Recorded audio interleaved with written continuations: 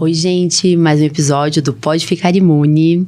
Hoje eu chamei uma amiga, uma fono aqui da cidade de Taubaté, Ariadne Mortati. O sobrenome é mais, né? Ela fez faculdade em Araraquara, e a gente resolveu conversar hoje sobre um assunto que eu participei do curso com vocês lá, você e a Aline. Eu adorei o jeito que você contou, por que você se tornou fono, o que você percebeu dessa alteração dos distúrbios alimentares, da deglutição da criança e tal. Ela é especialista em amamentação e infância, né? Primeira infância. Então, eu chamei ela pra gente conversar sobre isso. Muito obrigada por ter aceito o convite e fale um pouquinho aí. Bom, eu que agradeço o convite. É uma oportunidade maravilhosa poder falar sobre esse assunto que eu tanto gosto, que eu venho estudando, me atualizando. E eu tenho a honra eu fico orgulhosa de poder estar aprendendo mais, porque esse assunto é um assunto que ele vem crescendo. E a gente vem aprendendo muitas coisas diferentes. Então, não dá pra gente ficar com o pouco de informação que a gente tinha lá atrás. Então, é muito bom a gente saber que a gente tem a oportunidade de fazer esses cursos e essas atualizações. Porque a gente sabe que não é todo profissional que consegue. Né? Isso mesmo. E custo, logística, tudo isso, né? Isso, então... a gente ir até o local, a gente bancar, a gente não trabalhar nessa semana. Então, é uma organização que hoje eu consegui e eu fico muito orgulhosa. E eu fico feliz de saber que eu posso trazer isso para as famílias. É muito gostoso quando as famílias chegam no Instituto Infância e elas se encontram com uma equipe que está atualizada, uma equipe que entende, que fala, nossa, esse aqui tá entendendo o que eu tô falando. Porque às vezes eles passam por tantos profissionais, eles ficam tão cansados de ouvir algumas orientações que eles já tentaram, que não cabe. E não é porque o profissional é ruim, não, porque às vezes ele só não está mais atualizado, ele não foi buscar as informações novas que chegaram, que são as que trazem resultado. Uhum. E aí eles acabam ficando ali num espaço pequenininho e não conseguem, ficam estacionados. Então a criança até evolui um pouco, mas não sai daquilo ali, são mães que chegam pra gente muito cansadas. Então, no curso, né, vocês falaram assim, primeiro eu fui lá, falei da alergia alimentar, foi bem legal, mas daí eu aprendi também, e eu falei isso pra você, eu falei assim, nossa, que interessante, porque quando a gente pensa que uma criança tem medo de comer o novo, né, na alergia a gente vê muito isso, a criança que é muito alérgica, ela fica até com irk daquela comida, de pôr alguma coisa nova na boca, ou então ela já passa mal só de pensar em comer, né? Ou quando ela vai colocar algum alimento na boca, ela tem aquela sensação porque ela realmente tem alergia àquele alimento. Daí não é só alergia, é que é meu mundo, alergia e tal. Mas eu, como alergista, eu vejo muito as crianças terem essa dificuldade. Então, eu trabalho muito com a Aline, agora com você, né? Tem bastante paciente comum que os pacientes têm esse medo porque eles já tiveram alergia, já estão conduzindo bem, mas eles têm medo de provar o novo, né? E eu tenho uma amiga que é pediatra até, e ela não gosta de fruta. E ela é muito alérgica, então ela fala, Carol, eu tenho certeza que eu era alérgica à fruta. Sabe? Porque eu passava mal, eu tinha um refluxo, uma azia, eu não sabia contar isso pra minha mãe, né? Uhum. Então, quando a gente já passou por isso, a gente vai entender o paciente melhor. Mas muitas vezes, não é porque a gente atende alergia que a gente tem que ser alérgico, né? Então, assim, eu acho que eu gostei muito da sua fala e eu queria trazer isso pro podcast, porque é uma experiência, né? Daí eu gostei daquela história que você contou. Conta aí pra gente. Você fez fono, tudo, mas também você tinha muita dificuldade de comer quando era criança. Fala dessa história. Na verdade, quando eu me formei, ainda não era muito... Não estava em alta esse assunto. Eu não vivenciei muito esse assunto na época da faculdade. E aí eu comecei a ver isso ganhando espaço ali na nossa área, mas foi ficando, né? E quando meu filho nasceu, teve a introdução alimentar, ele foi para a escola, uma criança que vivia congestionado, era tudo de vias aéreas superiores a cada 15 dias, né? Na pediatra, no otorrino, a gente acompanhando, porque ele pegava tudo. E aí eu comecei a senti uma dificuldade ali. Então, eu comecei a entrar cada vez mais nesse mundo. Eu não comecei na primeira infância, mas eu sempre tive muita afinidade com criança pequena. E aí, conforme eu fui fazendo os meus cursos, eu fui me encontrando nessa área dos pequenos. E quando meu filho nasceu, a maternidade sempre mexe muito com a gente. Então, eu fui ficando cada vez mais dentro desse mundo. E aí, quando eu vi que ele tinha muita dificuldade para se alimentar, que ele começou a recusar, que não estávamos caminhando, eu comecei a estudar cada vez mais sobre esse assunto. E quando eu comecei a estudar, eu falei, gente, eu fui uma criança muito seletiva. E aí, eu contei lá no curso também que o meu pai também, e tem uma predisposição genética aí, né? Olha. Então, o meu pai, até hoje, ele come os mesmos alimentos. Eu acho que não passa de 10, 15. Olha. Eu fui mudar a minha relação com a comida na faculdade. Então, assim, quando eu estava num ambiente que não tinha pressão, não tinha cobrança, os meus familiares já tinham desistido de tentar me alimentar com um monte de coisa, porque foi uma vida inteira, né? Ali até chegar na faculdade. Mas eu tinha amigas que elas viviam fazendo dietas, mas elas comiam muito bem e muito variado. Então, a gente saía, elas, nossa, essa salada tá deliciosa. E aí, essa construção que elas tinham com os alimentos mais saudáveis começou a me despertar. E aí, eu comecei a mudar a minha relação. Eu fiz vários acompanhamentos com nutricionista, uma reeducação alimentar. Eu tive, quando eu saí da faculdade, que eu não tinha uma boa relação, eu comia muita coisa que não era saudável, muita coisa gordurosa, cheia de açúcar. Então, eu tive um ganho de peso, depois uma redução de peso. E aí, eu aprendi a comer bem. Hoje, ainda tem um dia ou outro que, se deixar, eu quero só comer coisas gordurosas, cheias de açúcar, mas eu tenho uma relação muito boa com a comida. Hoje eu gosto de experimentar, eu gosto de ir em lugares diferentes. Tem uma cultura diferente. Eu vou me interessar por experimentar. Mas se fosse ali, antes de eu entrar na faculdade, provavelmente não. Eu era aquela pessoa que comia as mesmas coisas sempre, que ia no restaurante e pedia sempre a mesma comida, que era seguro pra mim. Nossa, interessante, né? Então, daí, você falando isso, eu já até anotei aqui, que eu lembrei que a importância que é uma criança, que às vezes ela tá só em casa, né? Tem aquele costume de estar só com os pais, e daí ela tentar novos hábitos, né? Então, sim, a experiência de estar junto com outras crianças na escola, ou às vezes uma atividade que eu acho o máximo que vocês fazem lá da culinária, no final de semana, né? Que a Aline faz, de fazer cozinha, né? Pra aprender a cozinhar, ter experiência com isso, ou ver os amiguinhos comendo outros alimentos e falar, opa, então aqui eu vou comer, né? Claro que tem os alérgicos que não podem comer, mas assim, a gente tá falando da maioria, né? Das crianças. Pares, né? De ver um igual, nossa, esse aqui é do mesmo tamanho que eu e ele tá conseguindo comer isso, né? Será que eu posso experimentar?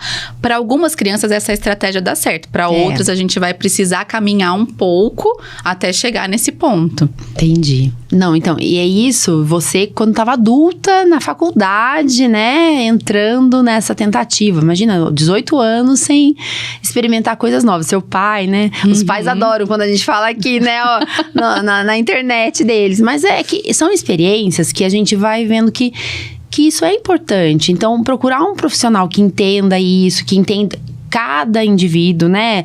O paciente e tal, ele é de um jeitinho. O outro paciente é de outra maneira que eu tenho que conduzir, né? Tem um caminho para isso. Acho que é muito importante. Daí, assim, eu acho que na alergia, quando a gente vê uma criança que tem esse distúrbio alimentar ou não aceita, a gente tem que pensar, né? Que foi o que eu falei nas aulas lá também, né? Será que ela respira bem? Porque quem respira bem vai ter um paladar melhor. Se você não tem olfato, você não tem paladar funcionando direito, não é isso? Outra coisa, será que ela não tem um refluxo mesmo? Uma doença, né? Gastroesofágico lá, o refluxo gastroesofágico, doença que tem que tratar, porque às vezes fica com azia. Será que ela não é alérgica? Então, tem várias situações, né? Na pediatria, na alergia, que a gente tem que pensar antes da gente falar, nossa, Ele não quer comer, ele não gosta de comer, só isso. Então, acho que ficou isso. E fala um pouquinho mais do que você faz quando chega essa criança. É um mundo bem legal e eu acho que muitos alergistas e pediatras, às vezes que estão assistindo, eles não sabem muito o que o fono faz, sabe? Quais são as tentativas, sabe, o caminho que vocês têm, quais os tipos de intervenções. A gente não sabe, a gente só sabe assim, vou encaminhar para fono. E isso é muito legal a gente ter a oportunidade de falar sobre isso aqui, porque no Brasil, essa área da fonoaudiologia já vem ganhando muito espaço e a gente já vê vários profissionais se interessando, profissionais de outras áreas conhecendo, mas aqui no Vale, o meu trabalho é pouco conhecido. O trabalho da fono na área da amamentação, na área da alimentação, é pouco conhecido. Tanto que eu ainda escuto, mesmo já estando construindo essa visão aqui na nossa região. Nossa, mas a fono vai trabalhar o quê com esse bebê? Né? Às vezes profissionais novos que vão trabalhar ali com a gente. Eu lembro que a nossa secretária, logo que veio o primeiro bebê, ela, nossa, mas você vai atender um bebê? Por que a fono vai trabalhar com o bebê de amamentação, com o bebê de introdução alimentar? Olha, eles chegam pra, né, gente, porque a gente trabalha com as funções do sistema estomatognático, que dizem respeito à sucção, à mastigação, à deglutição, à respiração e à fala. Então, o que o trabalho da fono vem fazer com um bebezinho, por exemplo, na amamentação? A gente precisa organizar essas funções e as estruturas que estão relacionadas. Então, às vezes vem para mim a mãe com, nossa, eu tô sentindo muita dor. Por quê? Porque esse bebê tá usando a musculatura de uma maneira incorreta. Então, ele tá pondo muita força para tentar extrair aquele leite. O cérebro do bebê é imaturo, ele trabalha com as sensações. Então, eu aprendi muito com as minhas professoras que eu tive também a honra e a graça de fazer os meus cursos com as fonos que construíram a fonoaudiologia aqui no Brasil. Então, elas que estão atendendo na clínica e fizeram a construção dos estudos. E elas falam muito, os bebês são sensoriais. Então, ele não sabe dizer pra gente, olha, eu tô com fome e eu não tô conseguindo tirar o leite desse peito. Mas ele sente, ó, isso aqui tá difícil pra mim, então o que ele vem? Põe muita força. Ou então o bebê que tá mamando e não ganha peso, também chega pra mim. Olha, esse bebê não está sabendo extrair. Um bebê que tem uma musculatura com menos força, mais enfraquecida, não usa as estruturas como deveria para fazer a extração do leite.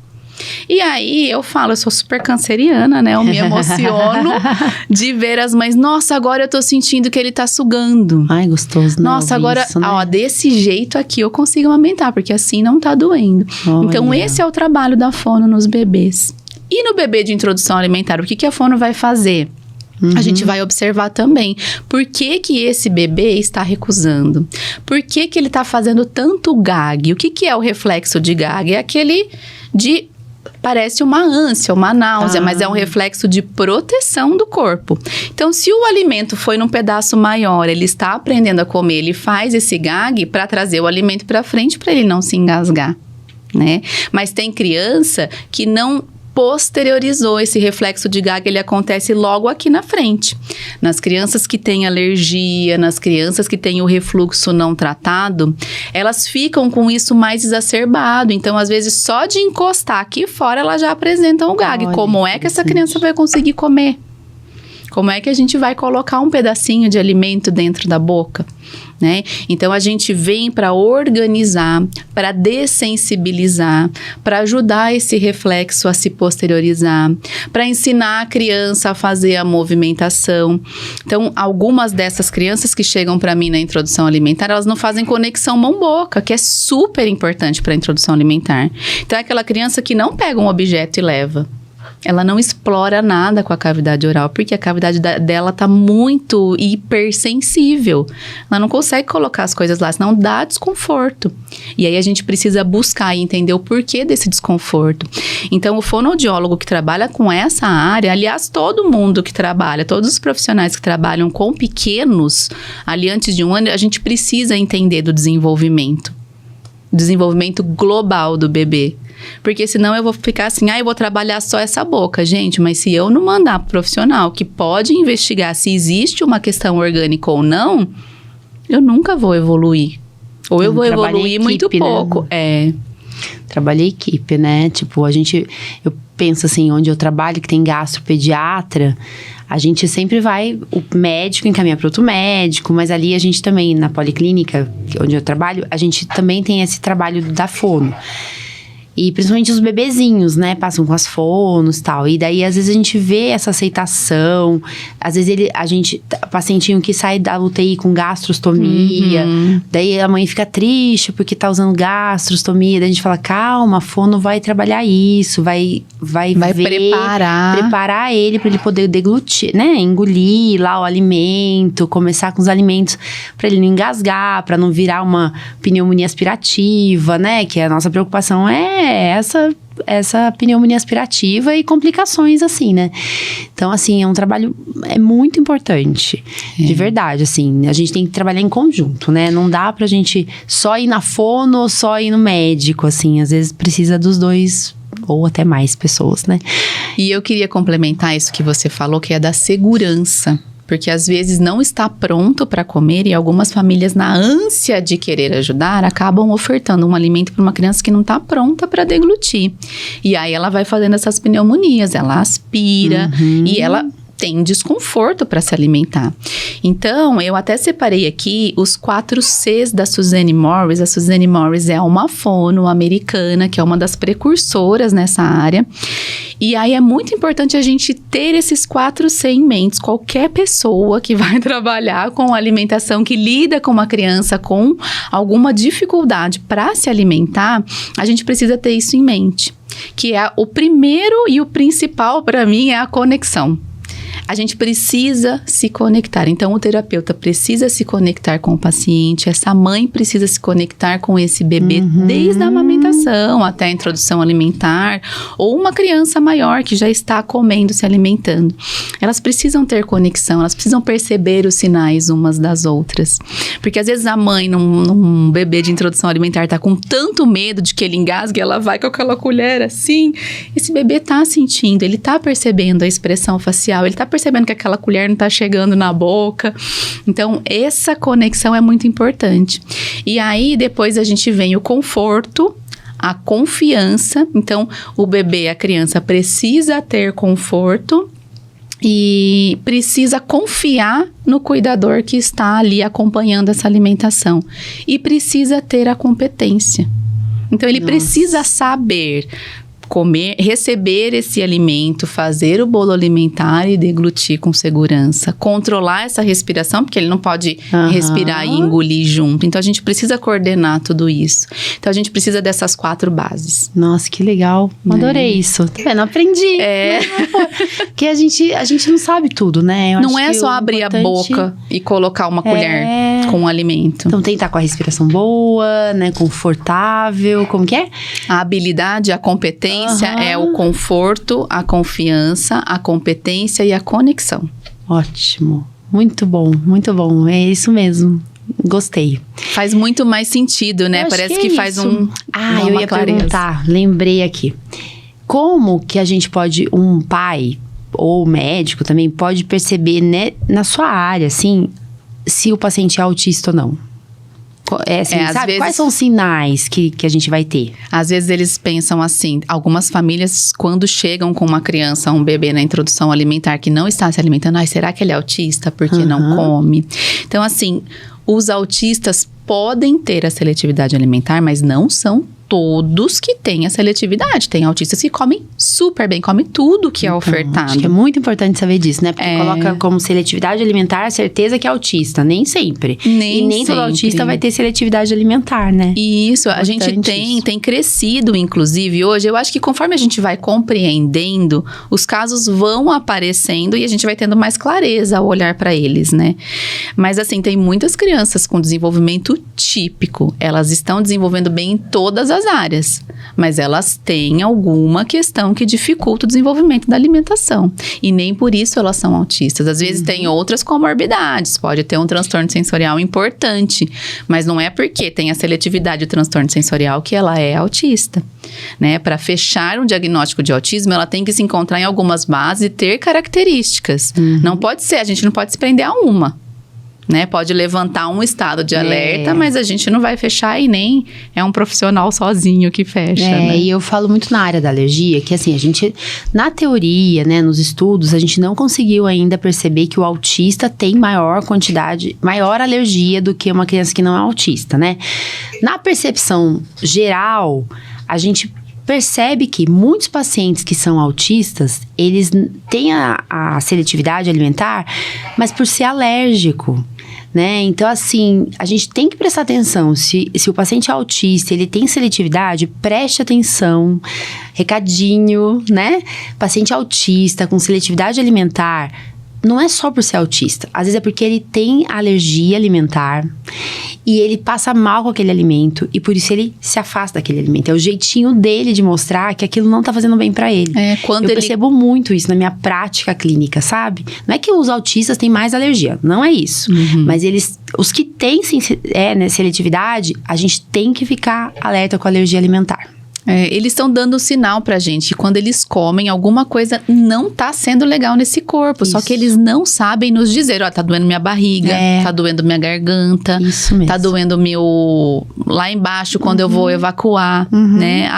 Porque tem criança, algumas que eu pego, elas ficam 4, 5 dias sem evacuar. Então aquilo vai enchendo, como é que ela vai ter apetite? Como é que ela vai ter conforto? Isso. Não fica. E aí a gente começa a observar, às vezes o pai, na hora, não tá indo bem, a gente tenta investigar e ele acha que o intestino tá bom e a gente começa a perceber, essa criança fica mais irritada, essa criança começa a não aceitar o que estava aceitando, ela começa a mostrar mais sinais de recusa, de repulsa. Aí, de repente, ela evacua, vem outra criança para a sessão. Às vezes, evacua ali e a gente já vê a mudança do comportamento. Então, a gente precisa olhar para esse todo, entender esse todo. Isso mesmo.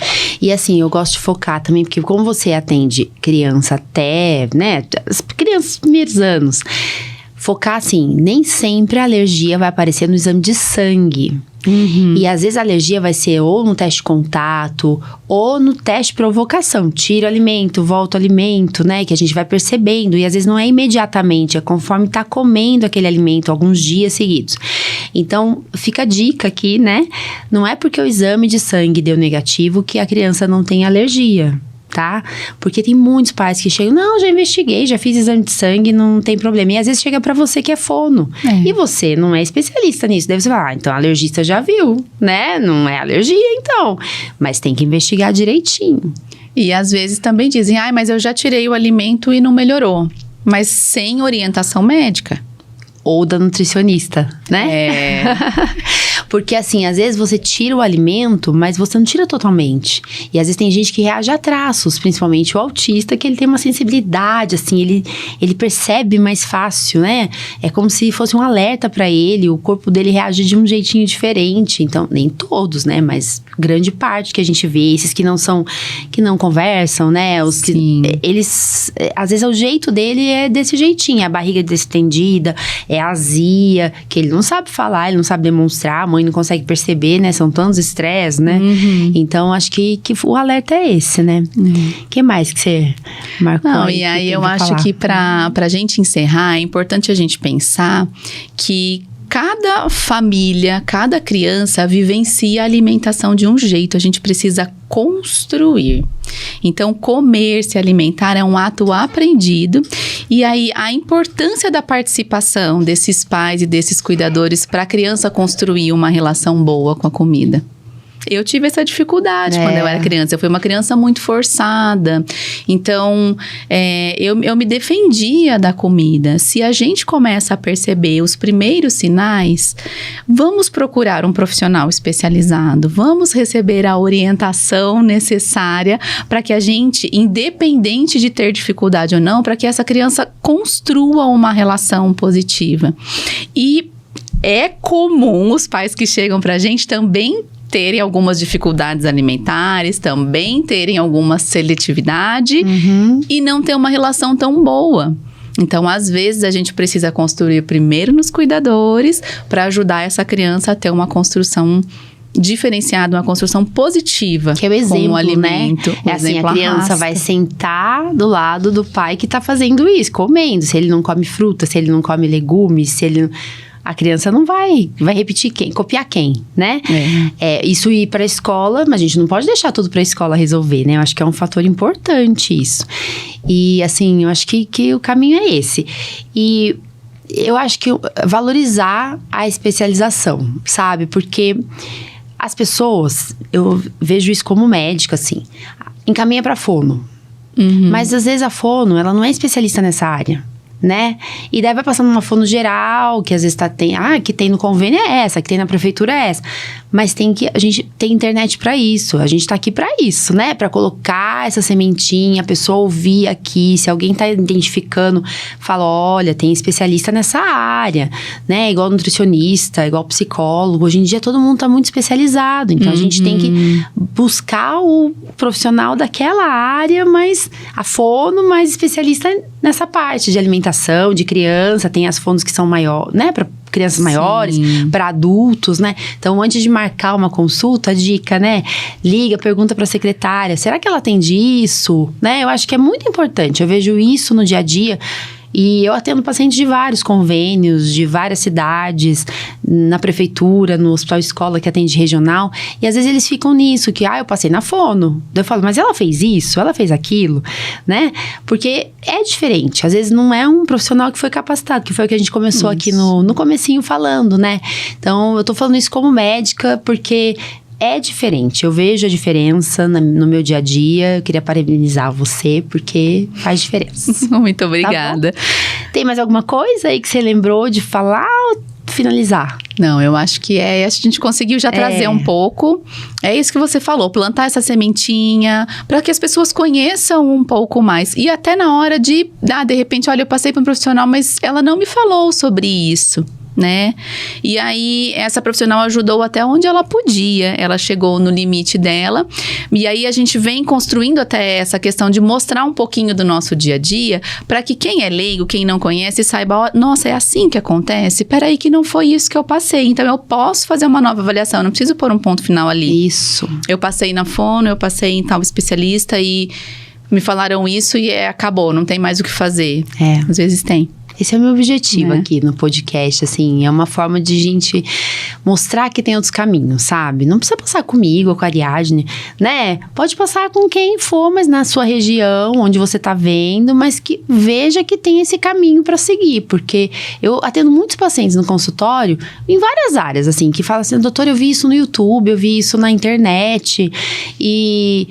A senhora já viu isso? Eu tenho um paciente que eu aprendi com um paciente, que ela chegou pra mim e mostrou, doutora, a senhora já viu essa doença? Eu, já ouvi, mas deixa eu pegar o papel aqui, sabe? Agora, se a gente não dá abertura, né? E daí, depois daquilo, a gente virou até amiga, porque daí eu falei, opa, é essa doença, deve ser isso que seu filho tem mesmo. E ela tinha visto isso na internet. Então, assim, a gente não pode valorizar tudo que a gente vê na internet, mas quando é um canal, né, sério, que a gente vai levar...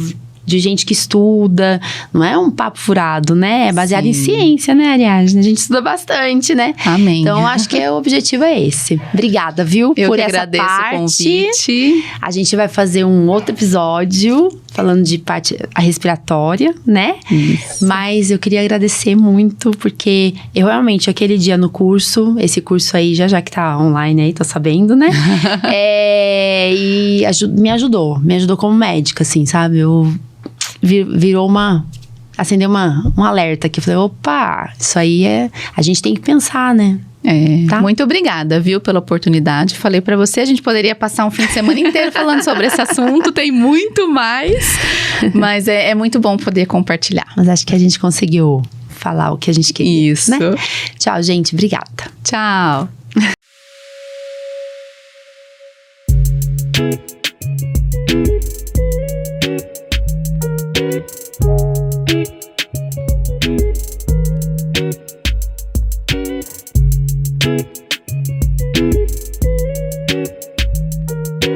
Thank you.